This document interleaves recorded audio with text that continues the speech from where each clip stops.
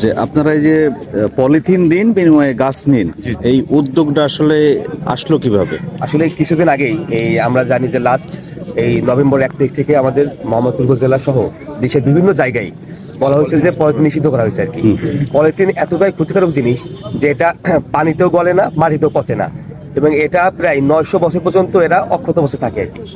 এবং এটার কারণে এটা এমন এক প্রকার বিষ, মানে এটার বিষক্রিয়া আছে অনেক বড়, মানে বিষ ফেনল নামে একটা বিষাক্ত পদার্থ আছে যার দ্বারা হচ্ছে মানুষের শরীরে গেলে ক্যান্সার সহ বিভিন্ন হৃদরোগ সৃষ্টি হয় আর কি।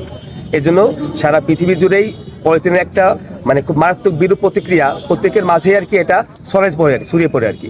এই জন্য আমাদের উপজেলা প্রশাসনের পক্ষ থেকে ইউনুস স্যার বলছেন মোহাম্মদপুরে পলিথিন নিষিদ্ধ করতে হবে। এই জন্য আমরা জনসচেতনতার জন্য আর কি, মানে পিপল কনসিয়াসনেসের জন্যই আমরা এখানে পলিথিন দিয়ে গাছ উপহার দিচ্ছি। আমরা জানি গাছ হচ্ছে মানে সমাজের একটা সম্পদ, মানবতার সম্পদ আর কি। এই জন্য আমরা গাছ দিচ্ছি যাতে পরিবেশ সুন্দরভাবে ভারসাম্য ঠিক থাকে, আর পলিথিন নিচ্ছি যে পলিথিনকে আমরা সুন্দরভাবে ডিমোলিশ করে আর কি পরিবেশকে সুন্দরভাবে রক্ষা করতে পারি। ধন্যবাদ। আচ্ছা, আপনার কাছে একটু বলি যে আজকে তো বিজয় দিবস, তো বিজয় দিবসে এই যে ভালো একটা উদ্যোগ, এই উদ্যোগকে আপনি কিভাবে দেখছেন? এই উদ্যোগে আমি অবশ্যই সাধুবাদ জানাই, কারণ এটা আমরা অনেক দিন ধরে চাচ্ছিলাম যে এটা আমরা প্রচার করি, মানে সেভাবে আমরা প্রচার করা হচ্ছিল না। প্রতিটা বাজারে গিয়ে আমরা এটা বলি যে পলিথিন নিষিদ্ধ, কিন্তু সেভাবে প্রচার করতে পারছিলাম না। তো আমি দেখলাম যে সুন্দর একটা অনুষ্ঠান সামনে বিজয় দিবস, তাই এই উপলক্ষে আমাদের একটা স্টল নিয়ে এটা করলে পরে খুব ভালো হয়।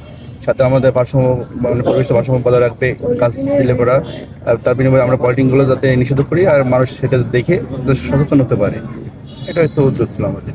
আচ্ছা, আপনি কি ভাবছেন এটা দিয়ে সরকার বা মানুষ এটা সচেতন হবে? জি, অবশ্যই সচেতন হবে আমি মনে করি, কারণ পলিথিন হচ্ছে পরিবেশের জন্য খুব দূষণজনক একটা জিনিস। ঠিক আছে, এটা দিয়ে পরিবেশের অনেক ক্ষতি হচ্ছে।